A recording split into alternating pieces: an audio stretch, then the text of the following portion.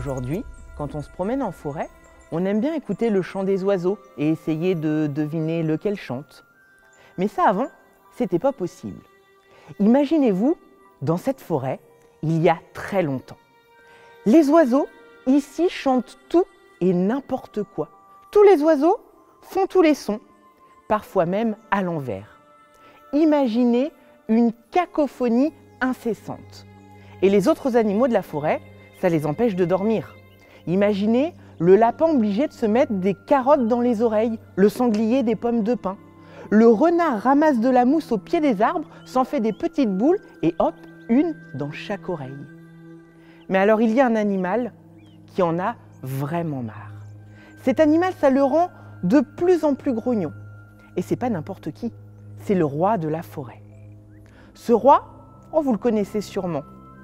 Il est plutôt grand, des petites oreilles rondes, de longues pattes avec de grandes griffes. Il se tient debout.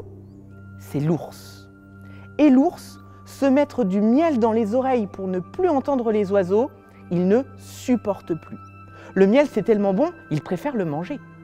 Alors un jour, il a une idée. Et il convoque les oiseaux là-bas, derrière, dans la clairière. Quand l'ours arrive dans la clairière, les oiseaux sont déjà tous là, au garde à vous. Il peut alors commencer à leur donner son idée. Votre cacophonie, les oiseaux, c'est plus possible. J'ai trouvé la solution pour qu'on puisse de nouveau faire la sieste tranquillement. Vous voyez ce sac? À tour de rôle, vous allez venir déposer tous vos chants à l'intérieur. Une fois que ça sera fait, vous viendrez en piocher un seul. Et ce sera votre son, celui que vous devrez apprendre à vos enfants et que vous garderez de génération en génération. Alors les oiseaux un peu surpris n'ont pas vraiment le choix, l'ours étant le roi de la forêt.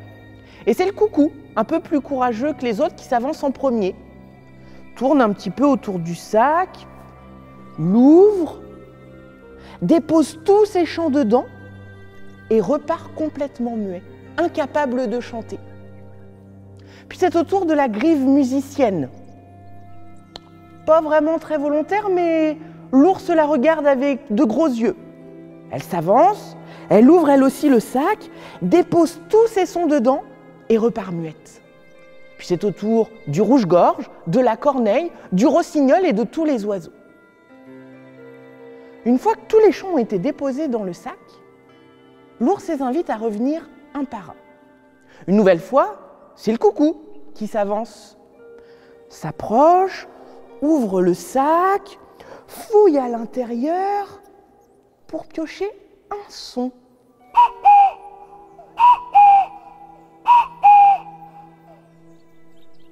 Oh, mais il est très bien ce son, ça me correspond plutôt bien, je le garde. Et le coucou passe son tour à la grive musicienne. Elle aussi s'approche, fouille bien au fond du sac pour en retirer un son très aigu.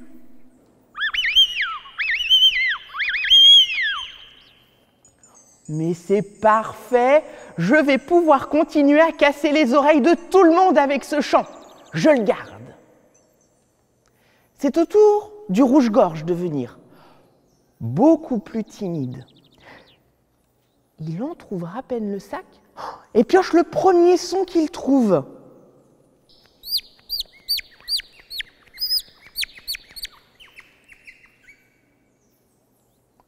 Ah, c'est pas mal, c'est pas mal. Je le garde, je suis content. Pour la corneille, c'est complètement différent. Elle arrive, elle ouvre le sac, pioche un premier son et se met directement à chanter. Ah, plus jamais on ne me confondra avec un autre oiseau. Je le garde, ce son. Et enfin, c'est le rossignol qui s'avance pour terminer ce tour de chant. Il pioche le dernier son disponible au fond du sac.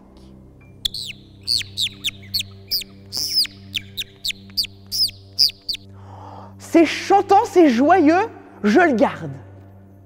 Bon, leur dit l'ours, tout le monde a son son, on ne vous confondra plus jamais les uns avec les autres et la cacophonie va enfin s'arrêter. Ce soir, on célèbre ça. Mais tous les oiseaux n'étaient pas à cette réunion. Il en manquait un. Un oiseau qui ne s'éveille qu'à la tombée de la nuit. Cet oiseau, c'est la chouette. Et ce soir-là, quand elle s'éveille sur sa branche, rien n'est comme d'habitude. Elle écoute. Les oiseaux chantent complètement différemment. Elle regarde et elle retrouve l'ours, encore éveillé, en train de faire la fête avec tous les animaux et les oiseaux. Alors elle décide de s'approcher, interroge l'ours, mais qu'est-ce qu'il se passe aujourd'hui? Alors l'ours lui explique toute la journée et lui propose, mais petite chouette, toi aussi tu vas venir, tu vas déposer tous tes chants dans ce sac et tu ne vas en tirer qu'un seul. La petite chouette, plutôt d'accord, s'avance, ouvre le sac et elle aussi dépose dedans tous les sons qu'elle connaît. Pour en piocher un premier. Ah, mais non, lui dit la corneille, tu ne peux pas prendre son son, c'est le mien. Remets-le dans le sac. La petite chouette, très étonnée, exécute. Elle redépose son son et en pioche un autre, qu'elle fait écouter à tout le monde. Ah, mais non, lui dit le coucou, c'est mon son, tu ne peux pas l'utiliser, tu le remets dans le sac tout de suite. Et à chaque fois que la petite chouette essaye un son, il est déjà utilisé par un autre oiseau. Et elle s'apprête à repartir comme ça, complètement muette dans son nid. Lorsque l'ours l'arrête. « Petite chouette, tu ne vas pas rentrer comme ça. J'ai une idée pour qu'on trouve ton propre son. Si tous les chants de la forêt sont utilisés, on va s'approcher du village des hommes. Et là, je suis sûre qu'on va trouver une idée. » Alors les voilà partis tous les deux, l'ours crapahutant dans les fougères et les racines et la petite chouette volant entre les branches. Et quand ils arrivent près du village des hommes, c'est assez calme. On a juste quelques maisons qui sont encore éclairées à l'intérieur par des bougies. Là, ils tendent l'oreille et on entend une mélodie toute douce s'échapper d'une grange. La petite chouette s'envole vers la fenêtre, se pose au plus près pour écouter ce qui se passe. La mélodie vient bien de là. C'est un petit garçon en train de s'endormir. Et il a contre lui un instrument de musique. C'est sa flûte qu'il a gardée posée juste à côté de ses lèvres. Et lorsqu'il respire, on peut entendre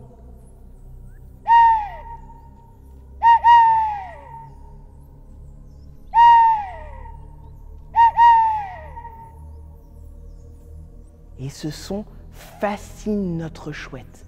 Elle l'écoute pendant plusieurs minutes pour bien le retenir et retourne voir l'ours.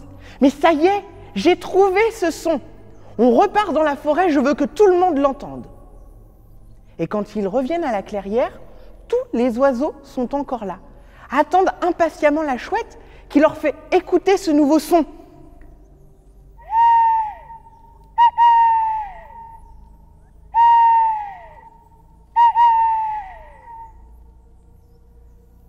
Et c'est depuis cette époque que la chouette a ce son si reconnaissable que l'on entend encore aujourd'hui quand on se promène en campagne ou en forêt, puisque ce son, elle l'a appris à ses enfants et il s'est répandu dans le monde entier de forêt en forêt.